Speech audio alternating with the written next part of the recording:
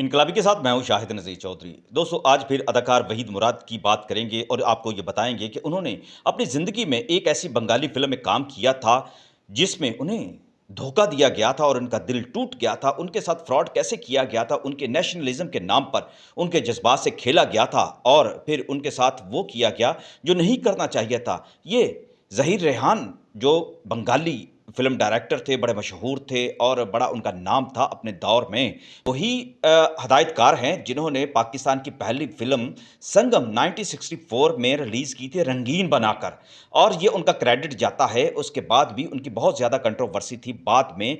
लेकिन वहीद मुराद की बात बताने से पहले मुनासिब ये है कि पहले मैं थोड़ा-सा आपको रेहान ज़हीर के बारे में बता दूँ कि उन्होंने पाकिस्तान की पहली रंगीन फ़िल्म तो बनाई, लेकिन वो बंगाली नेशनलिज़्म के हवाले से फ़िल्में बनाया करते थे। लेकिन फिर उन्होंने उर्दू फ़िल्में भी बनाई।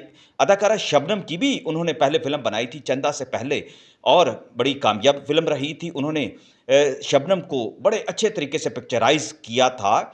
इसके बाद उनकी कहानी जो इस तरह से बनती है कि उनके अंदर ताज्जुब का बहुत ज़्यादा इज़हार किया जाता था। बंगालियों के हक़ में वो ऐसी बातें किया करते थे कि जिनको फिर वो फ़िल्में बनाने में लग गए, और फिर उन्होंने कुछ बंगाली ऐसी फ़िल्में बनाई थी जिनमें उनकी नस्लकुशी के हवाले से बहुत सारे ऐसे एलिमेंट्स को दिखाया गया, जिस पर बहुत ज़्यादा फ़सादात भी हुए थे। लेकिन बाद में 1972 में वो अचानक गायब हो गए। कहा जाता है उन्हें कत्ल कर दिया गया, कहा जाता है उन्हें लापता कर दिया गया।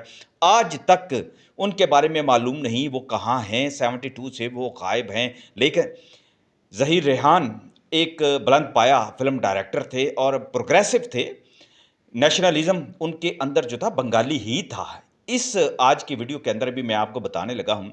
वो अपनी बंगाली फ़िल्म में वहीद मुराद को कास्ट करना चाहते थे। पाकिस्तान में भी उन्होंने मार्केटिंग के लिए निसार मुराद यानी वहीद मुराद के वालिद के साथ ताल्लुक़ कायम किया हुआ था, और पाकिस्तान में भी उनकी कुछ उर्दू फ़िल्में रिलीज़ हुआ करती थी डब करके। लेकिन ज़्यादातर वो बंगाली फ़िल्में बनाया करते थे। उन्हें ये था कि वहीद मुराद अगर उनकी फ़िल्म में काम करेंगे तो पाकिस्तान की बहुत बड़ी मार्केट भी मिल जाएगी। वहीद मुराद के साथ जब उनकी बात चली और उन्होंने एक भैया नाम की एक फ़िल्म बनाने का इरादा ज़ाहिर किया, तो वहीद मुराद साहब ने पहले तो इन्हें इनकार कर दिया। इससे पहले भी वो उनको अपनी फ़िल्म में कास्ट करना चाहते थे संगम में। लेकिन दूसरी फ़िल्म जो उन्होंने शबनम के साथ बनाई थी बंगाली, उसमें भी उन्होंने उनको कास्ट करना चाहा, लेकिन वहीद मुराद कुछ वजूहात की वजह से अभी फ़िल्म में उनके साथ आना नहीं चाहते थे। लेकिन फिर हालात ऐसे बने कि लाहौर में एक मुलाकात के दौरान ज़हीर रेहान ने बड़े जज़्बाती अंदाज़ में उनको कहा वहीद मुराद को कि आप अभी तक पंजाबी, उर्दू स्पीकिंग पश्तून और बलोच हैं, और बंगालियों को आप बिल्कुल खातिर-ख़्वाह अहमियत नहीं देते। लेकिन एक वक़्त आएगा कि आप पछताएँगे। आप बंगालियों के साथ आपको इस तरह का सलूक नहीं करना चाहिए। बहुत सारे उर्दू स्पीकिंग और पंजाबी एक्टर से मैं कहता हूँ कि उनको मैं ढाका लेकर जाऊँ और उनकी फ़िल्में बनाऊँ, लेकिन उनकी अकड़ ही ख़त्म नहीं होती।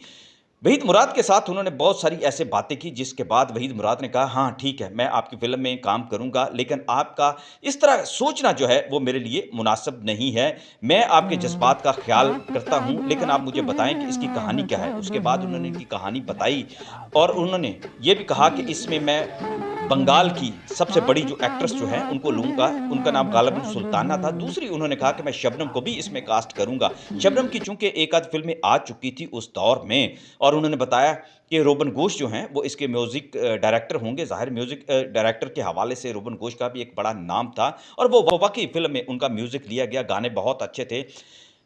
वहीद मुराद साहब को ढाका ले जाया गया। वहाँ पर जाकर उनके साथ कुछ इस तरह का माहौल रवा रखा गया कि जब भी सेट लगता सब लोग बंगाली में बातचीत किया करते थे। शूटिंग के दौरान कई बार ऐसे वाक़यात हुए कि जिसमें ज़हीर रेहान ने वहीद मुराद साहब के दिल को इस तरह से अपने काबू में करने की कोशिश की, और उन्होंने कहा कि आप कभी बंगाल ढाका में बैठकर अगर फ़िल्में बनाएँ, और ढाका की मार्केट और पाकिस्तान दूसरा यानी मगरबी पाकिस्तान, यानी ढाका को उस वक़्त मशरक़ी पाकिस्तान कहा जाता था, और मगरबी पाकिस्तान जहाँ हम बैठे हुए हैं लाहौर, कराची, पेशावर, ये जो जो हिस्सा था, ये मगरबी पाकिस्तान कहलाता था। उन्होंने वहीद मुराद साहब को निचोड़ने की कोशिश की, उन्हें अपने दाम में लाने की कोशिश की, लेकिन साथ-साथ वो उन्हें बताते रहते थे कि बंगालियों के साथ बहुत ज़्यादा जो है आप ताज्जुब का इज़हार करते हैं, उनसे नफ़रत करते हैं और उनको कमतर समझते हैं। इस तरह की बातों से इस तरह की बातें करके उनकी ब्रेन वॉशिंग जो है वहीद मुराद की करना वो शुरू हो गए थे। लेकिन अचानक उस दिन एक अजीब बात हुई कि जब उन्होंने फ़िल्म के गाने की रिकॉर्डिंग करना शुरू की और शूटिंग शुरू हुई, तो इसके अंदर कुछ मनाज़र ऐसे थे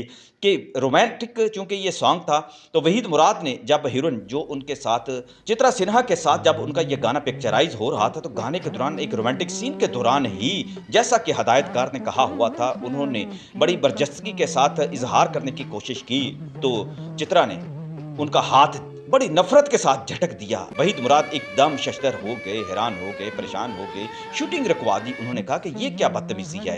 ये तो इस सीन का तकाज़ा नहीं था कि ये इस तरह से मेरे हाथ को झटकेंगी। इसमें तो कुछ और ही इसमें तो इन्हें जवाबन रोमांटिक मिज़ाज में मेरे साथ जो है वो रवैया अख्तियार करना था। लेकिन ये क्या? लेकिन चित्रा ने उन वहीद मुराद के साथ बड़ा इंसल्टिंग रवैया अख्तियार किया। उन्होंने कहा कि आप वहाँ पंजाबी और उर्दू फ़िल्मों के आदी हो चुके हैं। आपको किसी बंगाली एक्ट्रेस के साथ इस तरह रोमांस नहीं करना चाहिए, हमारे यहाँ इसकी इजाज़त नहीं है। आप शायद दूसरी एक्ट्रेसेस के आदी हैं। ये बड़ा तौहीन आमेज़ एक ऐसा जुमला था, ऐसी बात थी जिसके बाद वहीद मुराद को बड़ा दुःख हुआ। उन्होंने ज़हीर रेहान के साथ बात की, लेकिन ज़हीर रेहान ने उसका कोई उपाय ना किया, ना ही अदाकारा से कहा, इसलिए कि चित्रा सिन्हा जो थी वो खुद एक ताकतवर फ़िल्म डायरेक्टर भी थीं और फ़िल्में प्रोड्यूस भी किया करती थी उस दौर में और उनका अपना एक नाम था।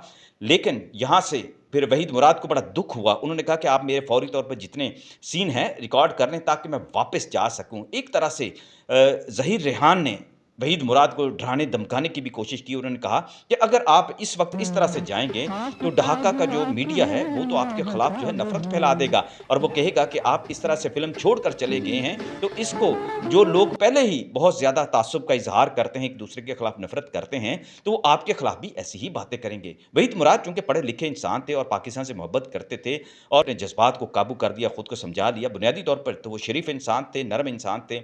आखिरकार ये फ़िल्म में उनकी शूटिंग ख़त्म हो गई, वो वापस आ गए और ये फ़िल्म जो थी सुपरहिट साबित हुई थी अपने गानों की वजह से भी और इसकी जो बड़ी मार्केट थी वो बंगला मार्केट भी थी और दूसरा ये है कि पाकिस्तान में भी इसको रिलीज़ किया गया था। लेकिन ये वो फ़िल्म है जिसमें दूसरा जो मरहला था जिसके अंदर ज़हीर रेहान ने जो उनके साथ हाथ किया था वो ये था कि उन्होंने कहा था कि वो सुल्ताना या शबनम को इस फ़िल्म में लेंगे। लेकिन चित्रा को उन्होंने जिस तरह फ़िल्म में लिया था और जिस तरह से उन्होंने उनको मनाया था, ये अलग कहानी है। उन्होंने कहा था कि चित्रा का नाम जो है बंगाल में बोला जाता है, इसलिए इसको कास्ट करेंगे तो आप ये ना समझिए ये कमतर दर्जे की अदाकारा है, ये बहुत बड़ी अदाकारा है। चित्रा अपने दौर की बंगाली फ़िल्मों की एक मशहूर अदाकारा थी और इसमें कोई शक वाली बात नहीं है। लेकिन वहीद मुराद के साथ वहाँ ढाका में जो शूटिंग के दौरान हुआ, उनके साथ जो सेट पर जो सलूक अख्तियार किया जाता था, ये बड़ा एक अजीब-सा एक मसला था जिसके बाद वहीद मुराद ने तौबा कर ली और कहा कि मैं कभी किसी बंगाली फ़िल्म में ढाका जाकर इस तरह काम नहीं करूँगा क्योंकि वहाँ ज़ुबान का भी मसला है।